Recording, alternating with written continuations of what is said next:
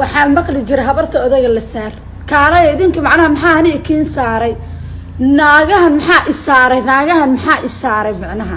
waxaa arkay ayaaniyada fartay qaada fiidad ku leedihiin naaga waxaa arkay maalinta ani daaci mukhtaar ta soo qaato waa jeclaa social media ka soo dhahay naaga ku soo wada waasho sawiradiis hore iska soo dhigayaan oo wada surqooyin ah waxaan ku ayaga dhan 99 cambar ku taalo oo 99 meelood ka wada madow wada barmadow ku yaalaan naayada